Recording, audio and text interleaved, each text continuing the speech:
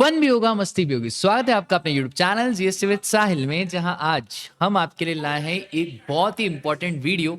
और वीडियो का टाइटल है sir, CA inter amendment September 2025। Finally institute of chartered accountants of India ने statutory update release कर ही दिया, जिसका हमें बहुत ही बेसब्री से इंतजार था। तो जितना इंतजार बच्चों को रहता है, उससे ज़्यादा इंतजार फैकल्टी को रहता है। ऑल्दो हमारे नोट्स अमेंडेड ही रहते हैं, बट हम वेट करते हैं आईसीएआई के स्टैट्यूटरी अपडेट का, ताकि ये मालूम पड़े कि सीए इंटर के बच्चों के ऊपर कौन कौन से अमेंडमेंट्स एप्लीकेबल है। वीडियो एंड तक जरूर देखना। अगर हमारे चैनल ने आपकी लाइफ में थोड़ा सा भी जीएसटी को आसान करा है, तो चैनल को सब्सक्राइब करना और ज़्यादा से ज़्यादा लोगों को सब्सक्राइब करवा देना। और नीचे डिस्क्रिप्शन में हमारा टेलीग्राम चैनल दिया हुआ है, उसको भी आप ज्वाइन कर लेना। तो चलो यार शुरू करते हैं।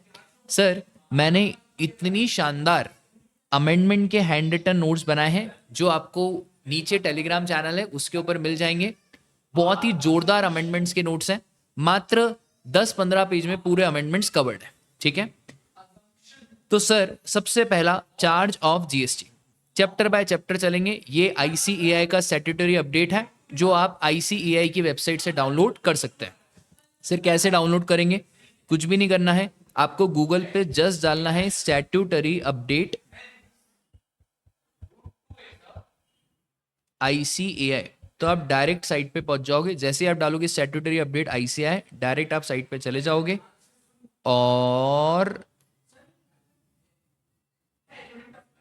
फटाफट से ये रहा आपका taxation statutory update for September 25। Click here, तो ये हो जाएगा आपका डाउनलोड। ठीक है, चलो अब सबसे पहला सर, चार्ज ऑफ जीएसटी में काफी शानदार अमेंडमेंट है, और मैं क्लास में भी बोलता था कि ये अमेंडमेंट आना चाहिए था, बट आया नहीं, फाइनली आ गया।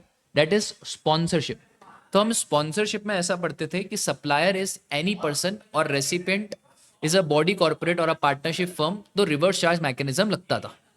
अब दूसरे जो चार्ज की एंट्रीज थी, उनको और इसको सेम करने के लिए इन्होंने यहां पे साफ लिख दिया, supplier is any person other than body corporate.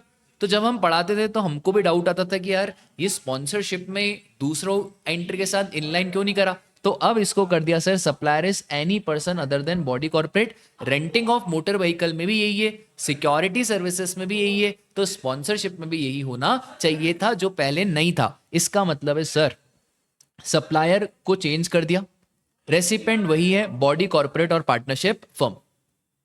इतने अमेंडमेंट से नहीं होता। अमेंडमेंट का मजा तो सर उसके रिसर्च में। अब देखो भाई ध्यान से, मजा आ जाएगा आपको। तो भैया अगर सप्लायर बॉडी कॉर्पोरेट है, रेसिपिएंट भी बॉडी कॉर्पोरेट है, तो उस केस में फॉरवर्ड चार्ज मैकेनिज्म लगेगा। Supplier is other than body corporate, और सर रेसिपिएंट बॉडी कॉर्पोरेट है, पार्टनरशिप फर्म है, तो उस केस में लगेगा आपका आरसीएम। और अगर सप्लायर खुद एक बॉडी कॉर्पोरेट है, तो no matter recipient body corporate है या recipient other than body corporate है, फॉरवर्ड चार्ज मैकेनिज्म ही लगेगा। मतलब सिर्फ एक ही केस में आरसीएम, हाँ जी, सप्लायर अदर देन बीसी और रेसिपिएंट इज अ बीसी।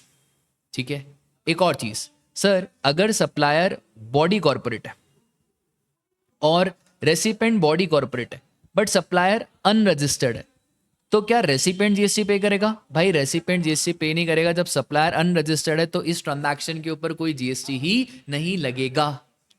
आया समझ में? काफी इंपॉर्टेंट अमेंडमेंट है, स्पॉन्सरशिप एग्जाम में आता ही आता है।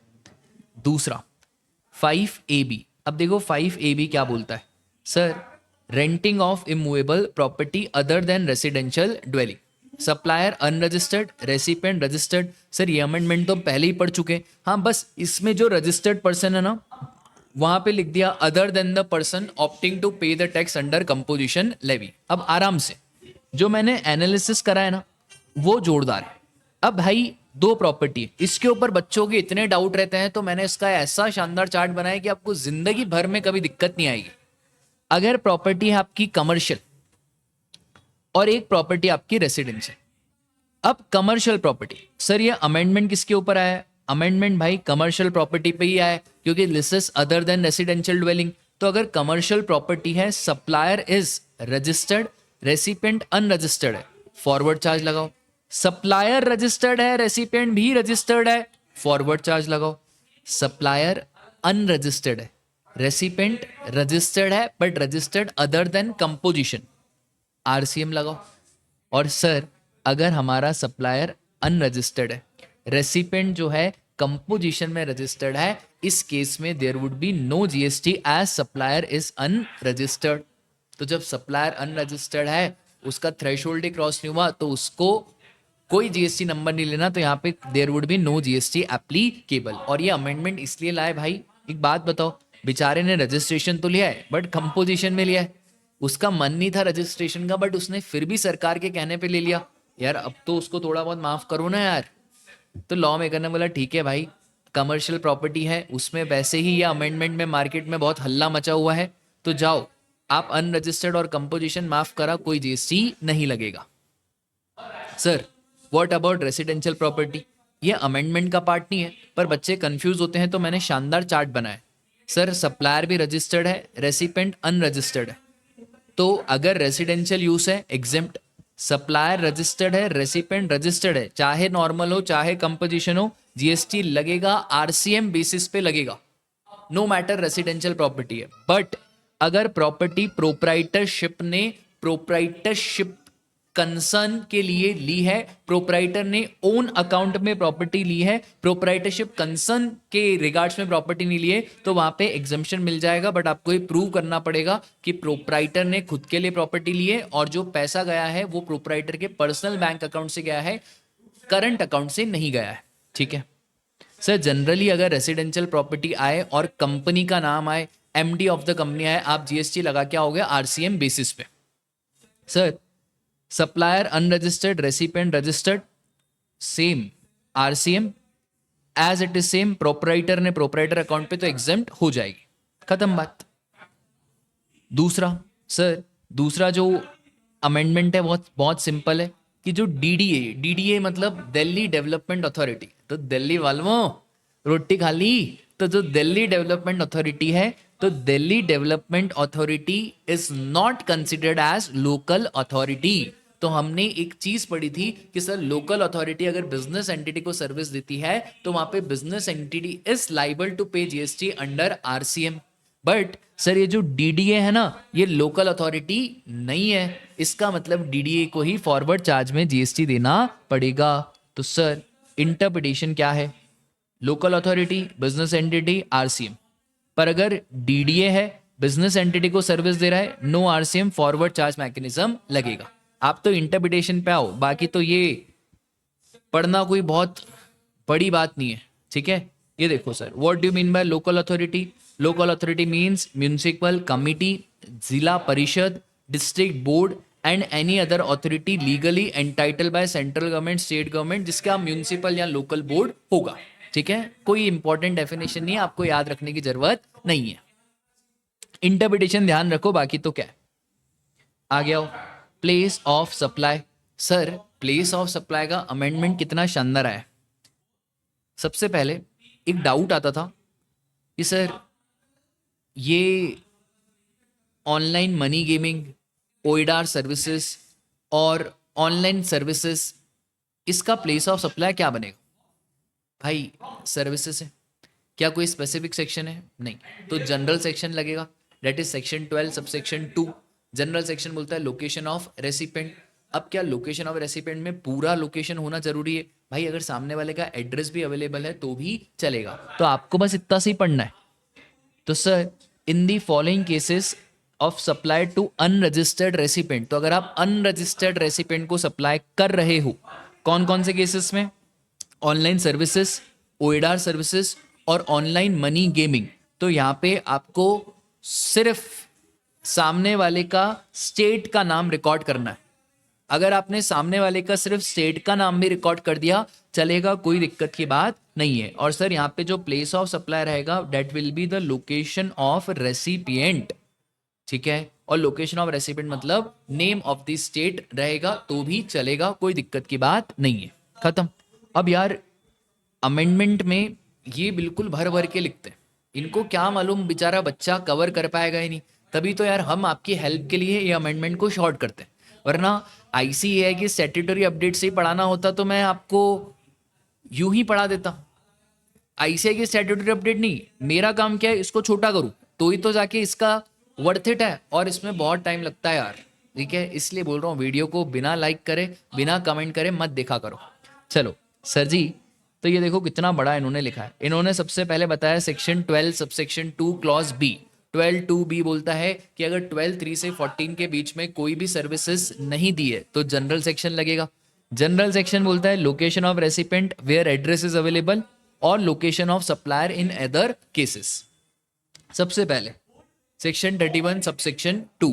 सर सेक्शन 31 सबसेक्शन 2 सिंपल सी बात बोलता है कि आपको टैक्स इनवॉइस इशू करना है जहाँ पे डिस्क्रिप्शन हो, वैल्यू हो, टैक्स चार्ज हो, ये सारी डिटेल हो, और गवर्नमेंट चाहे तो ऐसी ऐसी कैटेगरीज ऑफ सर्विसेज बता सकती है जहाँ पे टैक्स इनवॉइस कितने टाइम पीरियड में इशू होगा वो प्रिस्क्राइब करेंगे, और कहाँ पे टैक्स इनवॉइस इशू नहीं होगा वो प्रिस्क्राइब करेंगे, और ये भी प्रिस्क्राइब करेंगे कि टैक्स इनवॉइस का कोई दूसरा डॉक्यूमेंट इशू हुआ है, जैसे सिनेमा घर में जो टिकट इशू होती है उसी को टैक्स इनवॉइस बोला जाता है।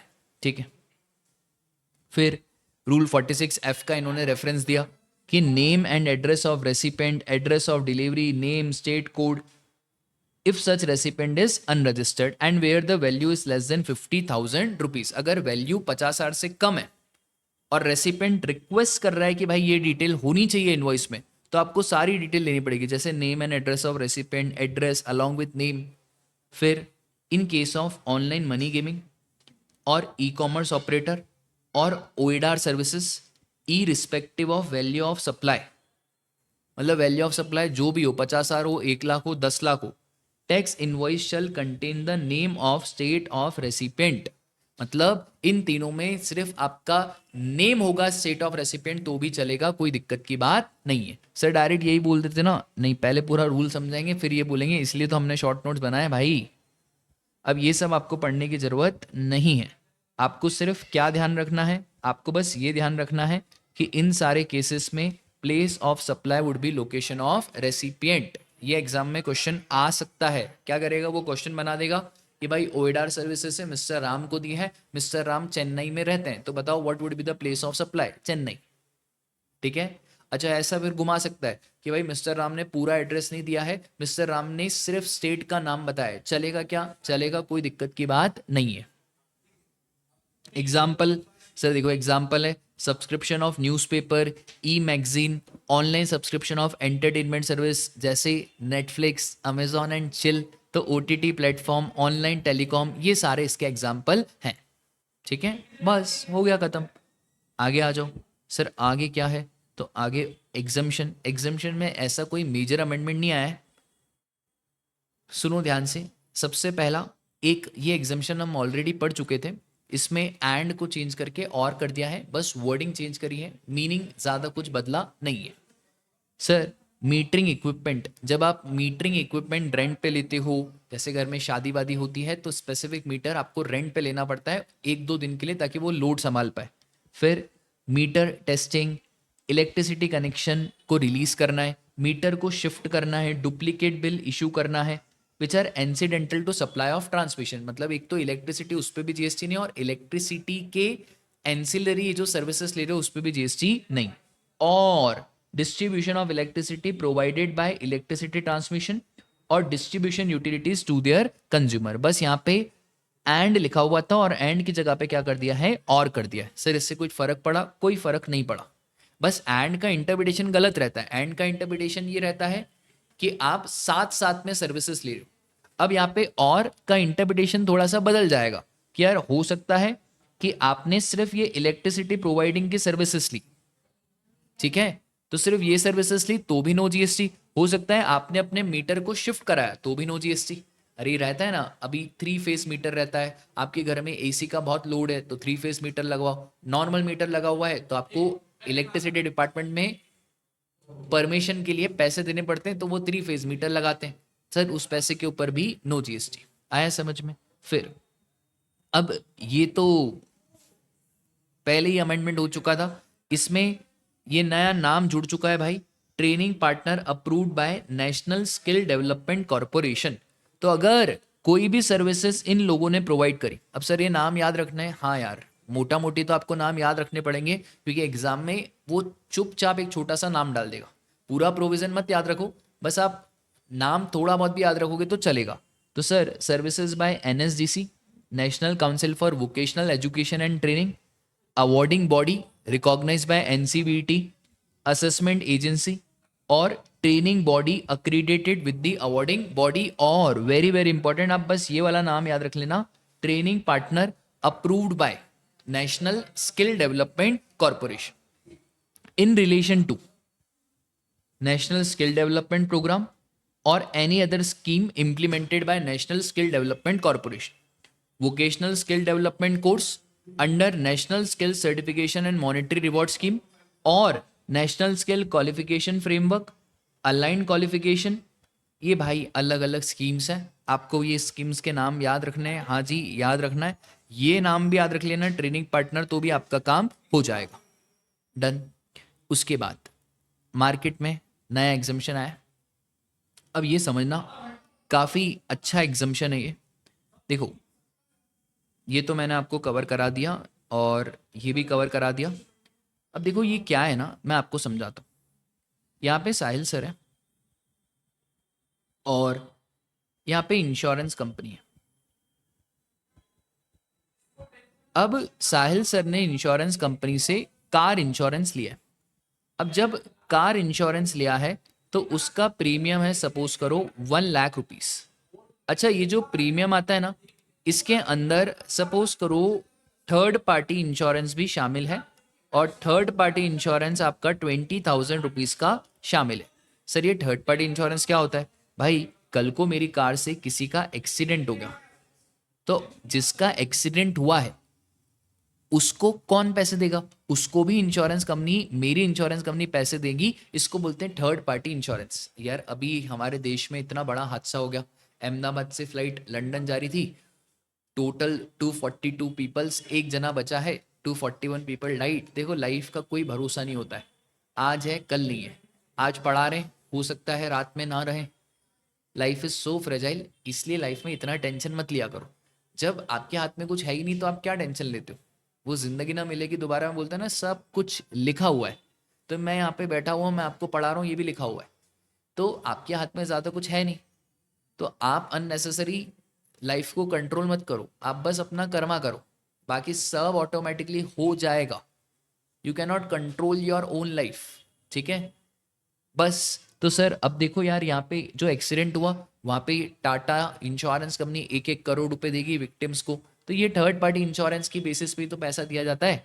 तो अब देखो क्या होता है ना, साहिल सर ने इंश्योरेंस कंपनी को प्रीमियम दिया 1,00,000, इसमें थर्ड पार्टी है 20,000 की। कल को मेरी कार से किसी और का एक्सीडेंट हो जाता है तो थर्ड पार्टी को जो भी नुकसान होगा, थर्ड पार्टी की कार को नुकसान होगा, उसको भी मुआवजा इंश्योरेंस कंपनी देगी। अब ये जो थर्ड पार्टी है ना, इसमें से कुछ पैसा एक फंड में डालते हैं, that is motor vehicle accident fund. भाई ये मोटर व्हीकल एक्सीडेंट फंड में सेंट्रल गवर्नमेंट भी ग्रांट से थ्रू पैसे डालती है। जनरली क्या होता है ना यार, हिट एंड रन केसेस होते हैं, बहुत सारे ऐसे केसेस होते हैं जहाँ पे बेचारे जिनकी कोई गलती भी नहीं है वो बेचारे मर जाते हैं, डेथ हो जाती है। तो यार उनके घर वालों को कौन कंपनसेशन देगा? तो भैया एक फंड बनाया हुआ है मोटर व्हीकल एक्सीडेंट फंड। ये जो मोटर व्हीकल एक्सीडेंट फंड है ये उन लोगों को कंपनसेशन देगा जो बेचारे हिट एंड रन या कोई दूसरे केसेस में जिनकी डेथ हो गई। तो sir motor vehicle accident fund जो भी हमारे इन कंसर्न पीपल को सर्विसेज दे रहा है, इस सर्विसेज के ऊपर there would be no GST, ठीक है। तो अब पढ़ो, अब मजा आएगा ना। Insurance by motor vehicle accident fund कहाँ पे कॉन्स्टिट्यूट हुआ है? Under section 164B। फिर against contribution made by insurer out of the premium collected for third party insurance of motor vehicle. तो यहां से कॉन्ट्रीब्यूशन हुआ है, इधर से सर्विसेज दी है, इसके ऊपर there would be no GST. Done class, बहुत बढ़िया। फिर ये इतना काम का नहीं है सर, इंश्योरर की कुछ डेफिनेशन है। तो इंश्योरर की डेफिनेशन में क्या क्या चीजें आएगी, तो इन्होंने बोला इंश्योरर की डेफिनेशन एज इट इज जो इंश्योरेंस एक्ट में दी गई है वही रहेगी। इंडियन इंश्योरेंस कंपनी भी आ जाएगी। स्टैट्यूटरी बॉडी जो भी पार्लियामेंट ने एस्टेब्लिश करी है to carry on insurance business वो भी आ जाएगा। कोई कोऑपरेटिव सोसाइटी है जो इंश्योरेंस बिजनेस कर रही है वो भी आ जाएगा। सर अगर फॉरेन कंपनी है जो री इंश्योरेंस बिजनेस में इंगेज है through a branch establish in India, तो if there is any foreign company जो री इंश्योरेंस बिजनेस में इंगेज है और उसकी एक ब्रांच इंडिया में है तो वो भी आ जाएगा। फिर very very important, foreign company का मतलब कोई भी कंपनी या body establish under law of any country outside India and very important includes Lloyd establish under Lloyd act 1871। भाई वर्ल्ड की सबसे बड़ी इंश्योरेंस कंपनी है ये लॉयड। कभी फुर्सत में इसकी कहानी सुनाऊंगा, कॉफी हाउस से इसकी कहानी शुरू हुई थी, देखना इसकी कहानी आप गूगल पे पढ़ना। तो ये लॉयड भी हमारा इंश्योरेंस कंपनी में इंश्योरर के डेफिनेशन में शामिल हो जाएगा। ये कोई इतना काम का नहीं है, कभी आपको ऐसे नाम दे दिया, बहुत रेयर चांसेस है, तो आपको ध्यान रखना, ठीक है। वैसे तो इसकी डेफिनेशन कोई काम की नहीं है। फिर sir applicability of GST on facility management services provided to municipal corporation of Delhi headquarters. अब देखो यार, municipal corporation of Delhi headquarters को बहुत सारी सर्विसेज दी जाती है, जैसे housekeeping, civil maintenance, furniture maintenance, horticulture from management agency. तो इन्होंने बोला यार क्या एग्जेम्प्ट कर देंगे, क्योंकि हमने एक एंट्री पढ़ी थी जहाँ पे ऐसा था कि अगर हम 100% सर्विसेज दे रहे हैं गवर्नमेंट को तो एग्जेम्प्ट करो, 100% सर्विसेज नहीं दे रहे हैं, अगर हम 75% सर्विसेज दे रहे हैं, 25% गुड्स है तो भी एग्जेम्प्ट करो। सर एक बात बताओ, क्या इधर एग्जेम्प्ट करेंगे? भाई हम एग्जेम्प्ट तब करते हैं अगर गवर्नमेंट वो एक्टिविटी करती है जो पंचायत और म्यूनिसिपैलिटी को इंटरेस्टेड है। तो इन्होंने बोला भाई ऐसे सबको एग्जेम्प्ट थोड़ी करते रहेंगे। House keeping, civil maintenance, furniture maintenance, horticulture are not supplied in relation to functions entrusted to municipality under article 243D और to a पंचायत। तो भाई ये म्यूनिसिपैलिटी का है तो इसलिए यहाँ पे म्यूनिसिपैलिटी का रेफरेंस दिया है, तो ये वो एक्टिविटी है ही नहीं जो म्यूनिसिपैलिटी करती है अंडर आर्टिकल 243D। तो सर इस एक्टिविटी पे जीएसटी एप्लीकेबल रहेगा, ठीक है। और सर यहाँ पे there would be no exemption, ये ध्यान रखना, वेरी वेरी इंपॉर्टेंट। एग्जाम में अच्छा घुमा के क्वेश्चन पूछ सकता है। वो आपको पता है क्या करेगा, वो आपको बोलेगा कि देखो भाई एमसीडी है, एमसीडी सर्विसेज दे रहा है, उस सर्विसेज में गुड्स का पोर्शन 1 लाख रुपए लगा हुआ है और सर्विसेज का पोर्शन है सपोज करो 9 लाख। अब आपका दिमाग चलेगा टोटल 10 लाख है, अब आपका पूरा दिमाग चलेगा कि यार 1 लाख में से 90% तो सर्विसेज है, हमने पढ़ा था कि 75% रहता है तो एग्जेम्प्ट रहता है। भाई ये कोई एग्जेम्प्ट नहीं है, ये क्या होगा, टैक्सेबल। और सर यहाँ पे फॉरवर्ड चार्ज लगेगा क्या? हाँ जी, यहाँ पे क्या लगेगा, फॉरवर्ड चार्ज लगेगा। तो कोई भी facility management agency municipal corporation of Delhi को सर्विसेज दे रही है तो उस सर्विसेज के ऊपर हमारा जीएसटी आएगा, भले आपकी 100% सर्विसेज ही क्यों ना हो, ठीक है। आगे आ जाओ। अरे यार ये तो इतना जोरदार अमेंडमेंट है ना, मजा आ जाएगा। इनपुट टैक्स क्रेडिट, अब समझो ध्यान से। सर पहले हम देखें, ये सब हो गया, ये सब हो गया, ये सब हो गया, फिर ये भी होगा। आ जाओ भाई आगे आ जाओ, इनपुट टैक्स क्रेडिट। अब सर इनपुट टैक्स क्रेडिट का काफी शानदार, बहुत ही जोरदार अमेंडमेंट आईटीसी चैप्टर में आया है। देखो भाई सर आईटीसी चैप्टर में क्या अमेंडमेंट आया है, जनरली क्या होता है ना, यहाँ पे ये डायग्राम से आपको सब समझ में आ जाएगा। एक होती है हमारी ओईएम फैक्ट्री। अब ये जो ओरिजिनल इक्विपमेंट मैन्युफैक्चरर है, ओरिजिनल इक्विपमेंट मैन्युफैक्चरर, एक मिनट, जो ओरिजिनल इक्विपमेंट मैन्युफैक्चरर है और एक रहता है हमारा डीलर। तो अब समझो ध्यान से, ये जो ओईएम है ना, यहां से हमारी कार निकलती है ट्रांसपोर्टर के पास, फिर ट्रांसपोर्टर से कार जाती है हमारी डीलर के पास। अब एक बात बताओ, डीलर आईटीसी कब लेगा? जब डीलर को कार रिसीव हुई या जब ओईएम ने कार ट्रांसपोर्टर को दे दी। तो लॉ मेकर बोलता है जैसे ही कार ओईएम ने ट्रांसपोर्टर को दे दी तो हमारा डीलर आईटीसी ले लेगा, ठीक है।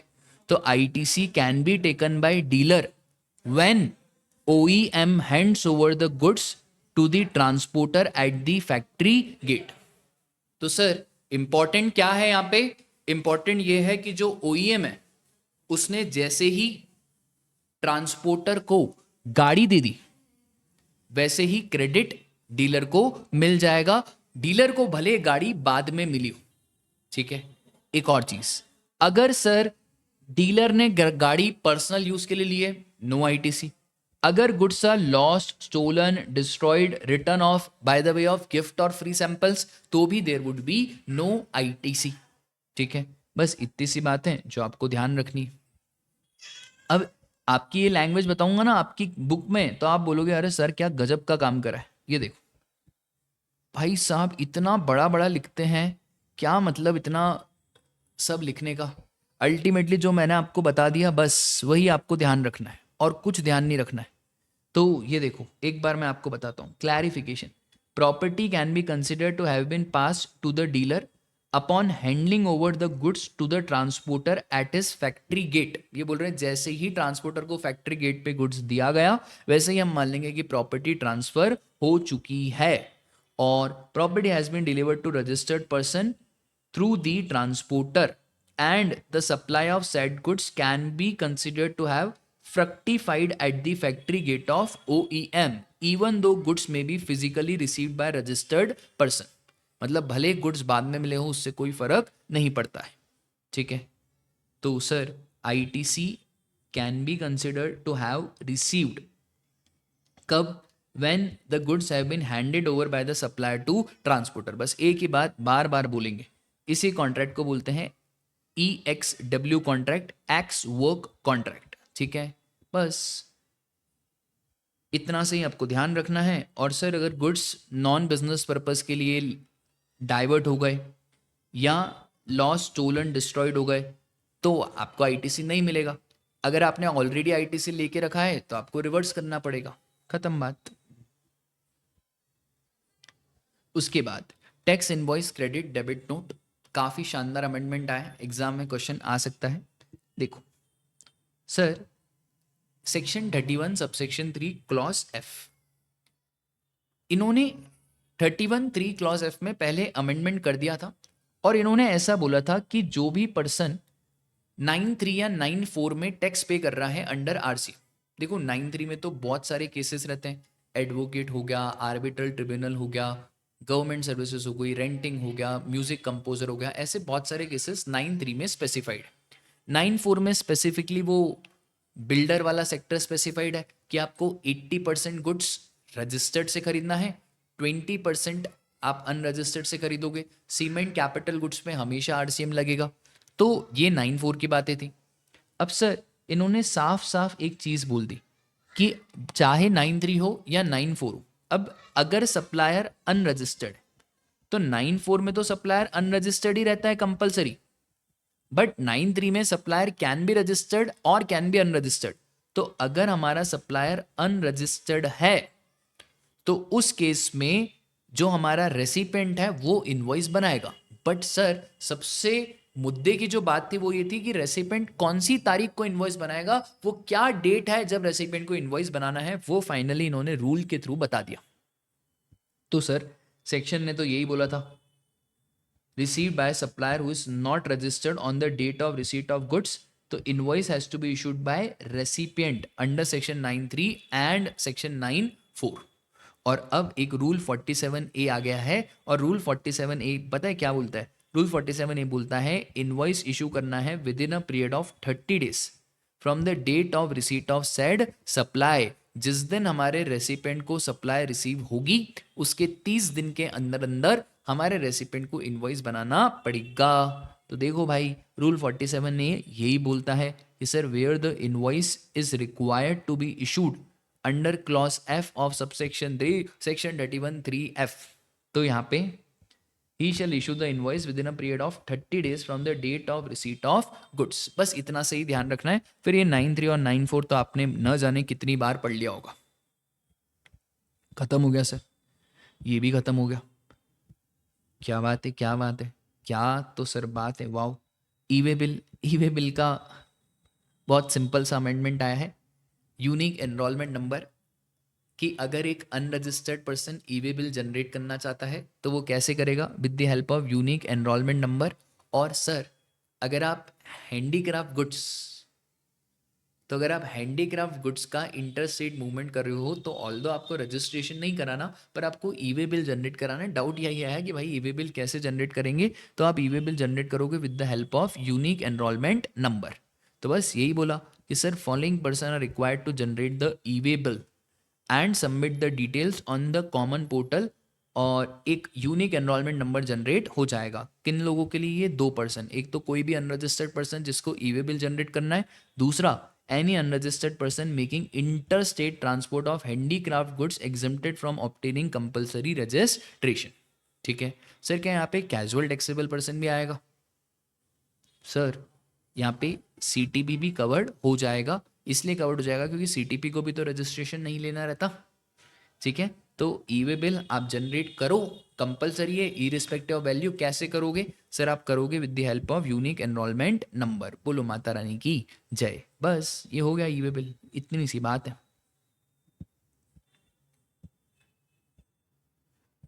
उसके बाद पेमेंट ऑफ टैक्स। अच्छा, पेमेंट ऑफ टैक्स के पहले मैं आपको एक चीज बताना चाह रहा हूं।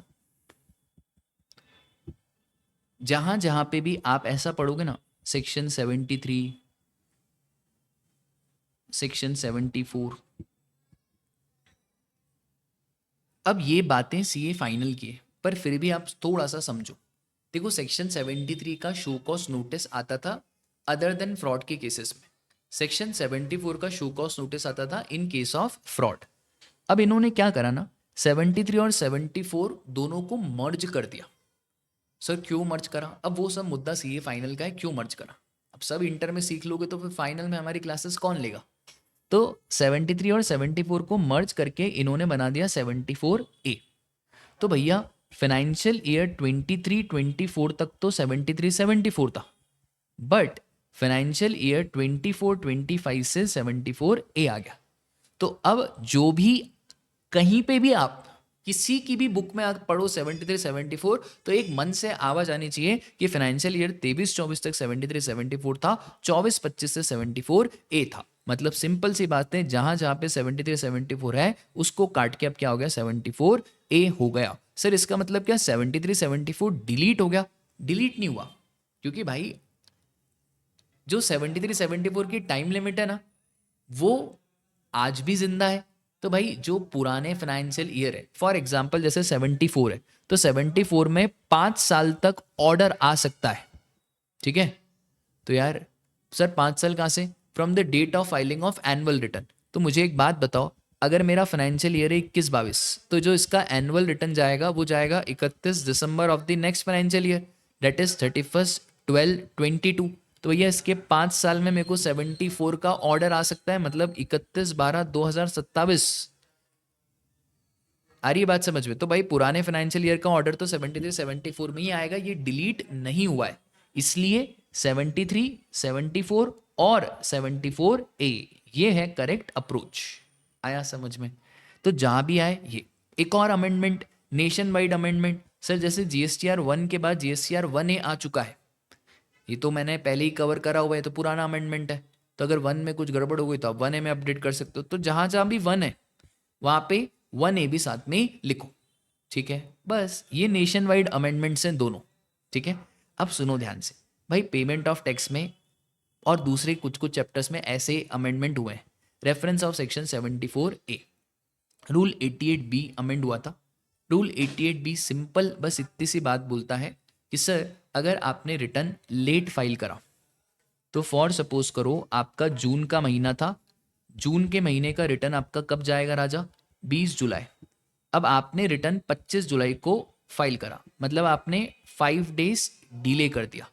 अच्छा, जो आपकी ग्रॉस लाइबिलिटी थी वो थी सपोज करो 25,000, और जो आपका आईटीसी था वो था सपोज करो 5,000। तो अब हमारा 25,000 में से 5,000 गया तो कितना बचा, 20,000। ये 20,000 आपको पे करना रहता है किससे राजा, ई कैश लेजर से। तो यार लॉजिकली एक बात बताओ कि जो इंटरेस्ट लगेगा वो किस पे लगेगा, ये 20,000 पे लगेगा। अब सर मेरे पास पैसे तो पड़े थे ई कैश लेजर में, मैंने रिटर्न फाइल नहीं करा। सपोज करो एक केस है जहाँ पे मेरे पास ई कैश लेजर में 25,000 पड़े थे, तो लॉ मेकर बोलता है ठीक है भाई आपने रिटर्न फाइल नहीं करा, पैसे ई कैश लेजर में पड़े थे, तो आपके ऊपर हम कोई इंटरेस्ट नहीं लगाएंगे। बट अगर पैसे ही नहीं पड़े थे, सपोज करो पैसे 5,000 रुपये पड़े थे, तो इंटरेस्ट लगाएंगे क्या?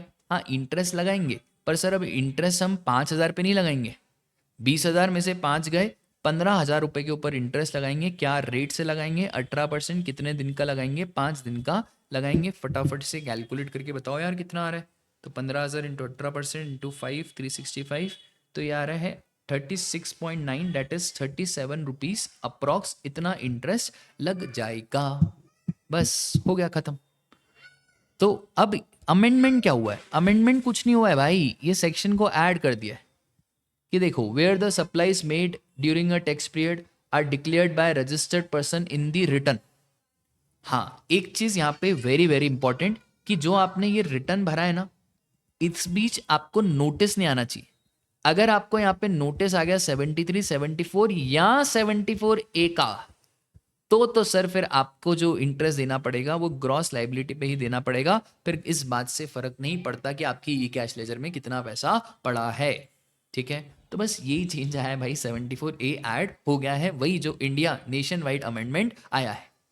तो देखो भाई ध्यान से, sir in case the return is furnished after the due date in accordance with section 39 except where return is furnished after commencement of any proceedings under section 73, 74 और 74A।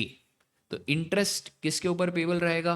Sir tax debited by e cash ledger और beyond the due date where any amount has been credited in e cash ledger. अगर कोई पैसा before due date, हाँ ये बात very important है कि ड्यू डेट के पहले होना चाहिए। मालूम पड़े आपने 22 जुलाई को कोई पैसा जमा करा है, फिर नहीं चलेगा। 20 जुलाई के पहले पहले अगर कोई पैसा जमा है तो ही हम आपको ये रियायत देंगे, वरना तो फिर इंटरेस्ट लगेगा।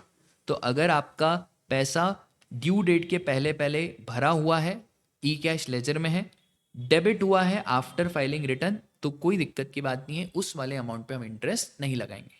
ठीक है, अल्टीमेटली आपको बस यही ध्यान रखना है कि जो ई कैश लेजर है उस पर इंटरेस्ट लगेगा।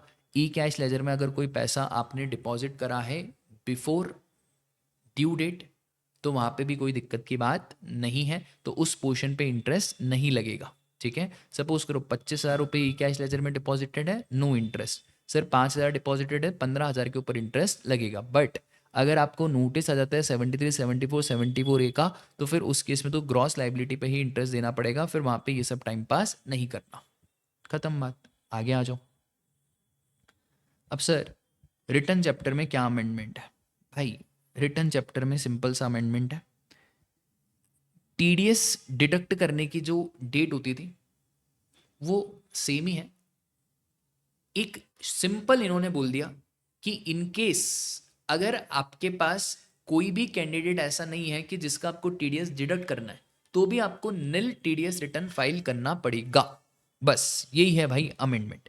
तो in case of no tax deducted then also return has to be filed. और कब फाइल करना है? On or before 10th day of month succeeding the calendar month. मतलब जून है तो 10 जुलाई या उससे पहले पहले कर देना। और कौन सा फॉर्म? GSTR 7। फिर सर ये रूल 88D, तो रूल 88D सिंपल बोलता था कि जो आपको GSTR 2B में ITC दिख रही है और जो आपने GSTR 3B में क्लेम करी है, अगर इन दोनों में डिफरेंस है तो आपको 7 दिन के अंदर अंदर समझाना पड़ेगा। और अगर आपने 7 दिन के अंदर अंदर या तो आपने डिफरेंस पे नहीं करा अलॉन्ग विद इंटरेस्ट, या आपने जो एक्सप्लेनेशन फर्निश करा वो इनकम्प्लीट है, तो फिर आपके ऊपर सेक्शन 73, सेक्शन 74 या 74A का नोटिस आ सकता है। बहुत बढ़िया, अब सुनो ध्यान से, मैंने आपके लिए एक और अच्छा काम करा है सर। और छोटे में क्या क्रक्स, क्या अमेंडमेंट का सिंपल सा क्रक्स देखो भाई। Reverse charge sponsorship by non body corporate to body corporate RCM, renting of immovable property non residential unregistered to registered RCM, DDA local authority नहीं है, कोई एग्जम्पशन नहीं मिलेगा। Sir OIDAR online money gaming e services तो name of recipient state वही बन जाएगा place of supply. Sir exemption, metering testing releasing connection by electricity board exempt, skill development services by NSDC others exemption मिल जाएगी, उसमें एक और body जुड़ गई है। Sir motor vehicle accident fund जो सर्विसेज दे रही है इंश्योरेंस की वो भी exempt. Facility management services to municipal corporation of Delhi not exempt क्योंकि 243W का फंक्शन नहीं है। एक्स वर्क कॉन्ट्रैक्ट आईटी से जब ट्रांसपोर्टर को गुड्स हैंडल होगा तब मिलेगा, आईटी से अलाउड नहीं होगा अगर पर्सनल नॉन बिजनेस पर्पस के लिए है या गुड्स लॉस्ट है।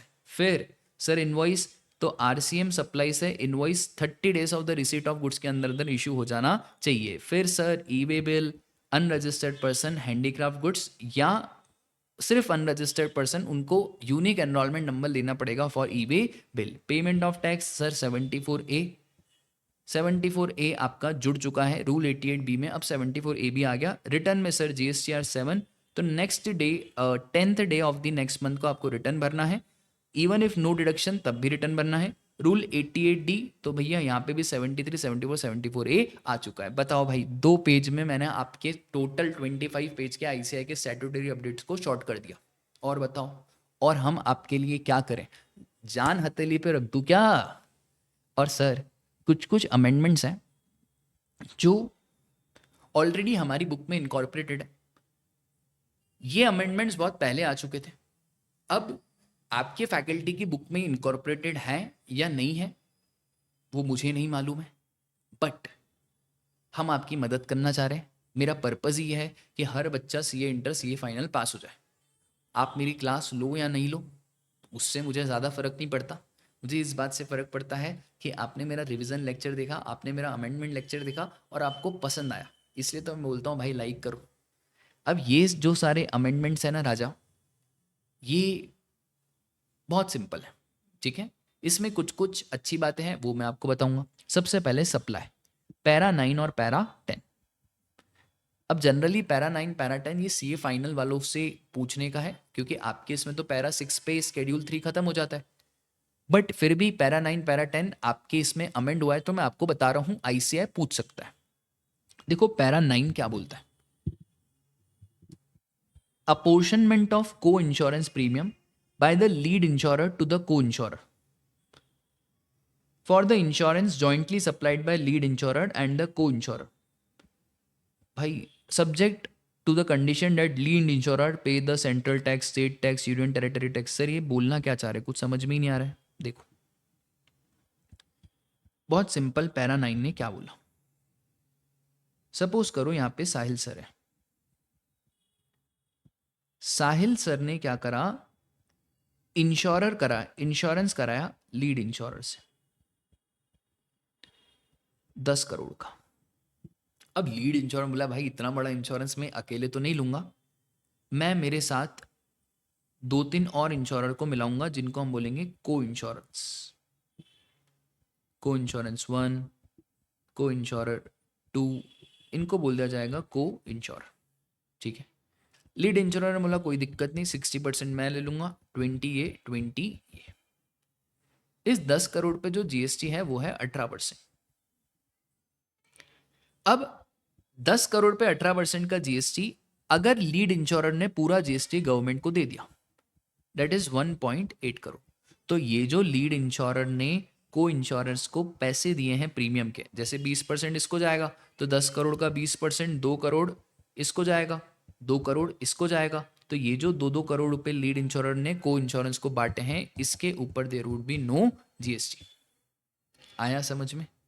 कुछ भी नहीं है, अब पढ़ोगे तो अब मजा आएगा। अब देखो क्या है sir, co insurance premium by lead insurer to co insurer. तो लीड इंश्योरर ने जो प्रीमियम दिया है, अच्छा कंडीशन है यहाँ पे कि एग्जेम्प्ट तभी होगा, मतलब स्केड्यूल 3 में तभी आएगा जब लीड इंश्योरर ने GST पे कर दिया है ऑन द एंटायर अमाउंट। मतलब अगर पूरे 10 करोड़ के ऊपर लीड इंश्योरर ने GST पे कर दिया है तो ही हम यहाँ पे स्केड्यूल 3 में कवर करेंगे।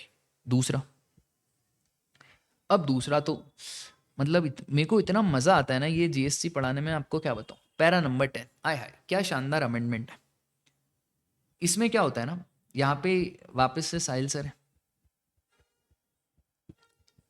अब ये जो साहिल सर है, इन्होंने इंश्योरेंस करवाया, कंपनी का नाम ले लेते हैं LIC, 10 करोड़। अब LIC ने बोला यार इतना बड़ा कॉन्ट्रैक्ट ले लेते हैं, बाद में समझेंगे। तो LIC ने पूरा कॉन्ट्रैक्ट ले लिया। LIC को डर लग रहा था, तो LIC ने क्या करा ना, एक री इंश्योरर को पूरा कॉन्ट्रैक्ट ही बेच दिया। LIC को लग रहा था भाई कुछ तो गड़बड़ है, इतना बड़ा इंश्योरेंस आया नहीं है, तो LIC ने पूरा contract as it is re insurer को बेच दिया। अब देखो यार, धंधा कौन लाया? LIC। तो LIC अपना कमीशन तो काटेगा, उस कमीशन को इंश्योरेंस की टर्म में बोलते हैं सीडिंग कमीशन।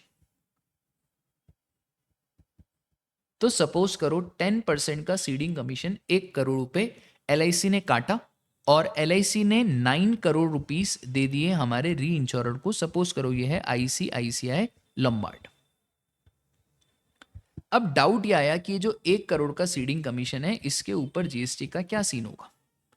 तो इन्होंने बोला कि अगर ये जो हमारा लीड इंश्योरर है, ये जो हमारा ओरिजिनल इंश्योरर है, इसने अगर पूरे 10 करोड़ के ऊपर GST दे दिया, तो अगर इसने पूरे 10 करोड़ पे GST दे दिया, तो ये जो सीडिंग कमीशन है ये हमारे शेड्यूल 3 पैरा 10 का पार्ट बनेगा, और फिर इसके ऊपर कोई GST की बात नहीं करेंगे।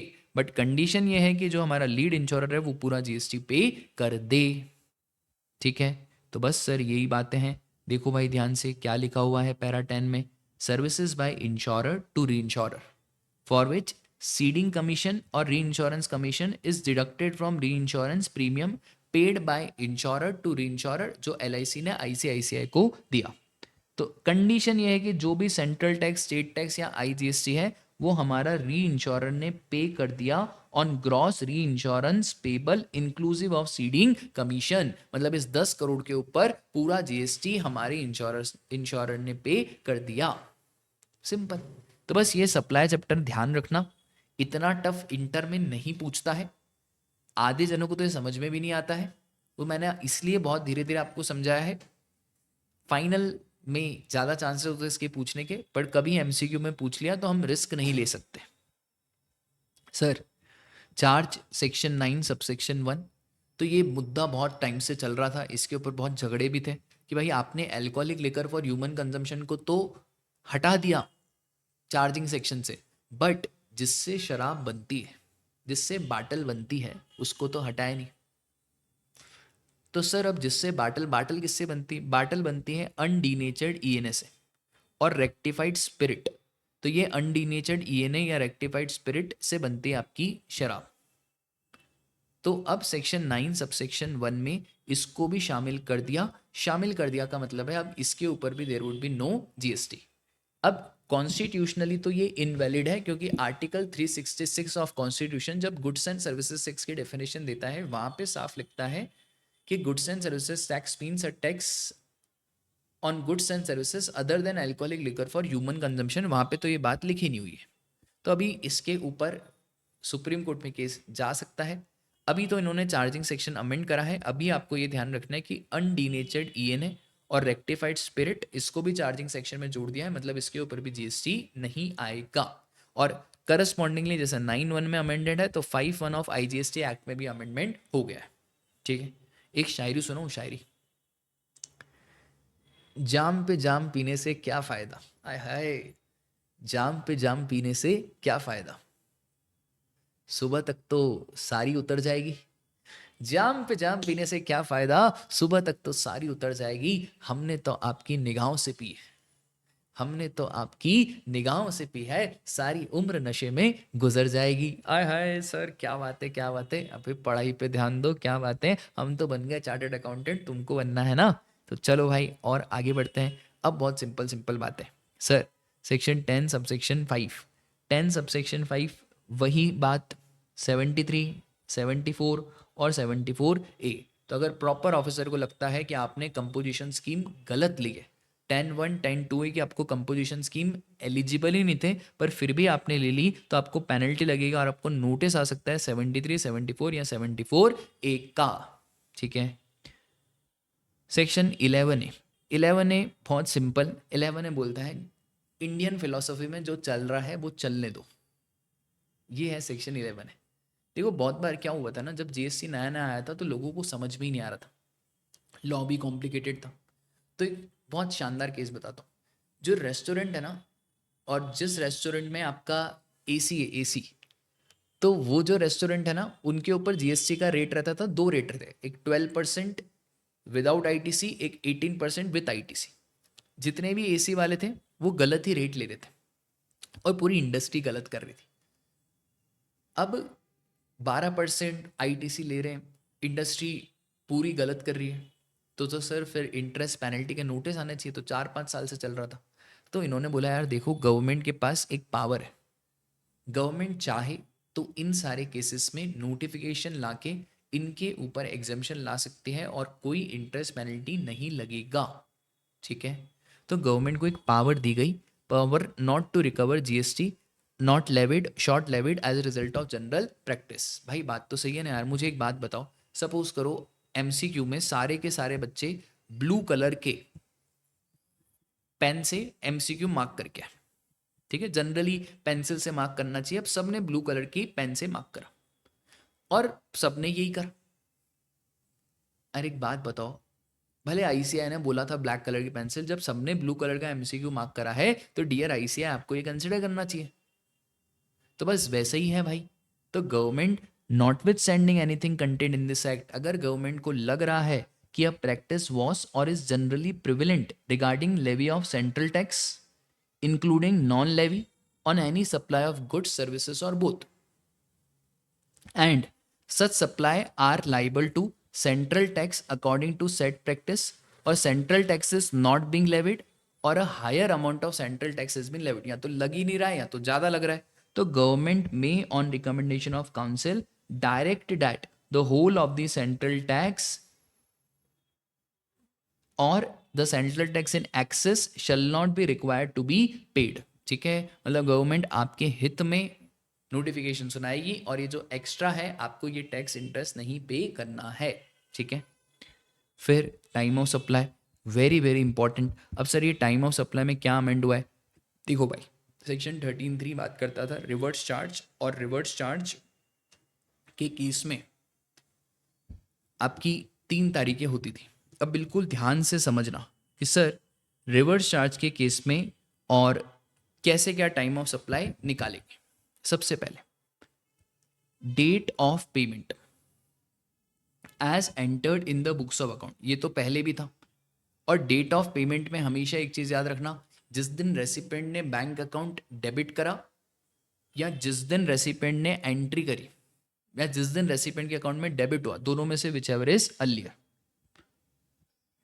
फिर the date following 60 days from the date of issue of invoice by whatever name called in lieu thereof by the supplier in case where invoice is required to be issued by supplier। अब सुनो ध्यान से, और the date of issue of invoice by recipient in case where invoice is to be issued by the recipient. Sir ये क्या बोल रहा है भाई? बहुत simple, RCM in case of services. दो बातें कौन सी? पहली बात, अगर इनवॉइस आपका सप्लायर इशू कर रहा है, तो अगर इनवॉइस आपका सप्लायर इशू कर रहा है तो 61 days फ्रॉम इनवॉइस और रेसिपेंट बैंक अकाउंट डेबिट या एंट्री डेट, दोनों में से जो अर्लियर, और इन दोनों में से जो भी अर्लियर है वो हो जाएगा हमारा time of supply. But in case अगर इनवॉइस आपका रेसिपेंट इशू कर रहा है, तो इन केस अगर रेसिपेंट इशू कर रहा है तो वहाँ पे आपको ये नहीं देखना 61 days, आपको वहाँ पे डायरेक्टली देखना है date of issue of invoice और recipient books of account entry या debit whichever is earlier, और इन दोनों में से भी कोई अर्लियर। अब एक और चीज़ सर, ये इनवॉइस इशू करने की डेट क्या है? हाँ, ये जो सबसे बड़ा कन्फ्यूज़न था ना, यही तो टैक्स इनवॉइस में क्लियर करा कि आपको 30 डेज़ के अंदर अंदर, और 30 डेज़ फ्रॉम रिसीविंग, तो जिस दिन आपको सर्विसेज रिसीव हुई है उसमें 30 डेज़ के अंदर अंदर आपको इनवॉइस इशू कर देना है। आया समझ में? इसी को तो बोलते हैं यार मज़ा, पढ़ाई का मज़ा यही तो है, और क्या है? ये दिमाग लगाना, इंटरलिंक करना, चैप्टर से चैप्टर मिलाना, यही तो मज़ा है। तो sir, if it is not possible to determine time of supply under clause A, clause B, clause C, तो जिस दिन हमारे रेसिपेंट ने बुक्स ऑफ अकाउंट में एंट्री करी वही हो जाएगा टाइम ऑफ सप्लाई, ये भी एज इट इज़ सेम है। और एसोसिएटेड इंटरप्राइजेस के केस में अगर सप्लायर इंडिया के बाहर लोकेटेड है, तो जिस दिन रेसिपेंट ने बुक्स ऑफ अकाउंट में एंट्री करी और date of payment whichever is earlier, ये भी एज इट इज सेम है, बस बदला ये यहाँ पे ही है जो मैंने आपको फ्लो चार्ट के थ्रू समझा दिया। सर आईटीसी, तो भाई आईटीसी में 1751 पहले बोलता था कि अगर आपने टैक्स पे करा है अंडर 73, 74, 129, 130, तो हम आपको आईटीसी नहीं देंगे। अब इन्होंने सिंपल बोल दिया है कि अगर आपने सेक्शन 74 में टैक्स पे करा है अप टू फाइनेंशियल ईयर 23-24, क्योंकि उसके बाद तो 74A है, तो अगर आपने सेक्शन 74 में कोई भी टैक्स पे करा है उसका आईटीसी ब्लॉक्ड रहेगा, उसका आईटीसी हम आपको नहीं देंगे। फिर सर रजिस्ट्रेशन में एक नया सेक्शन आ गया, सेक्शन 30 सबसेक्शन 2। ये जनरली रिवोकेशन की बात करता है। ये बोलता है भाई proper officer in such time as may be prescribe, या तो कैंसलेशन को रिवोक कर सकता है या तो एप्लीकेशन को रिजेक्ट कर सकता है। बट अगर प्रॉपर ऑफिसर एप्लीकेशन को रिजेक्ट करेगा तो भैया opportunity of being heard applicant को देना पड़ेगा, ठीक है। और revocation shall be subject to such condition restriction as may be prescribe. खत्म बात, सिंपल सी तो बात थी। फिर आ जाओ भैया पेमेंट ऑफ टैक्स। अब पेमेंट ऑफ टैक्स में तो ऑलरेडी हमारी बात हो गई, हाँ ये वाली बात तो हमारी वही हो ही गई भाई 88B वाली। तो बस यही वाला अमेंडमेंट हुआ है सेक्शन 49(8) में। वो जो हम पढ़ते थे कि सर प्रायोरिटी क्या रहेगा पेमेंट का, तो पहले पुराने पाप में भी self assess tax and other dues, फिर नए पाप that is self assess tax and other dues, और फिर any other amount payable under act और rules made thereunder including demand under 73, 74 और 74A। मतलब सर ये दो अमेंडमेंट तो जनहित में जारी है कि जहाँ 73, 74 है वहाँ 74A भी चिपकाना है, और जहाँ GSTR 1 है वहाँ पे 1A भी चिपकाना है। इसी के साथ आपका CA इंटर सितंबर 2025 के सारे अमेंडमेंट्स खत्म होते हैं। इसके अलावा आपको कुछ देखने की जरूरत नहीं है। शॉर्ट अमेंडमेंट में से 5 to 10 मार्क्स का एग्जाम में आता है, ठीक है। वीडियो अच्छा लगा हो तो लाइक करना। अगर हमने आपकी थोड़ी सी भी हेल्प करी है, थोड़ा सा भी आपकी लाइफ में वैल्यू एडिशन करा है, तो चैनल को सब्सक्राइब करो। देखो आप चैनल को सब्सक्राइब करोगे उससे हम ज़्यादा लोगों तक पहुंच पाएंगे, ज़्यादा लोगों की मदद कर पाएंगे। और किसी ने सही कहा है दूसरों की मदद करते जाओ खुद बड़े आदमी बन जाओगे। तो आप भी ये इनिशिएटिव लो, फटाफट से अपने दोस्तों की मदद करो ये वीडियो उनको शेयर करके, ठीक है। तब तक के लिए tata bye bye, take care, जय श्री कृष्णा।